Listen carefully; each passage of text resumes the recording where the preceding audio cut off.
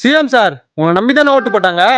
ஒரு நாள், ஒரே ஒரு நாள் 10 நாளுக்கும் மேல மழை வெயில் எதுவும் பார்க்காம அங்க நடு ரோட்ல கஷ்டப்பட்டு இருக்காங்க. அவங்கான தீர்வு எப்பதான் கிடைக்கும்? அவங்க கேக்குதுன்னா என்ன, ஒன்னே ஒண்ணுதான், நிரந்தர வேலை. உங்களுக்கு ஒரு சின்ன கிளிப் ஆட் பண்றேன், போய் பாத்துட்டு வாங்க. பாத்துட்டீங்களா? அந்த மழையிலயும் கஷ்டத்துலயும் அவங்க பாத்தீங்கன்னா அவங்களோட தொழில் செஞ்சுன்னு இருக்காங்க. குப்பையை கிளீன் பண்ணி ஓரமா போட்டுன்னு இருக்காங்க. பாவங்க, அவங்கள பார்த்தா ஒரு பாவமாவே தெரியல அவங்களுக்கு. எதுக்கு அவங்க இவ்வளவு கஷ்டப்படுறீங்க? உங்களை நம்பிதானே ஓட்டு போட்டாங்க. எப்போதான் அவங்களுக்கான தீர்வு கிடைக்கும்? யாராவது போயிட்டு இதுவரையும் ஒரு அரசியல்வாதியாவது அவங்க போயிட்டு ப்ராப்பரா மீட் பண்ணி ப்ராப்பரா ரெஸ்பான்ஸ் பண்ணீங்களா? லேடிஸ்லாம் எவ்வளோ கஷ்டப்படுறாங்க தெரியுமா? அங்கே நைட்டு வேலைலாம் செய்கிறாங்க. 9 மணி 10 மணி வரைக்கும்லாம் செஞ்சுட்டு போயின்னு இருக்காங்க.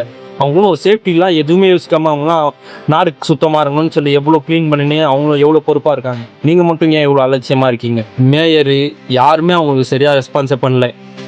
தாழ்மையாக நானும் கேட்டுக்கிறேன், மாண்புமிகு முதலமைச்சர் சாரே போயிட்டு அவங்களோட நேரில் போய் சந்தித்து அவங்களோட கோரிக்கையை நிறைவேற்றுமாறு எல்லாரும் கேட்டுக்கிறோம்.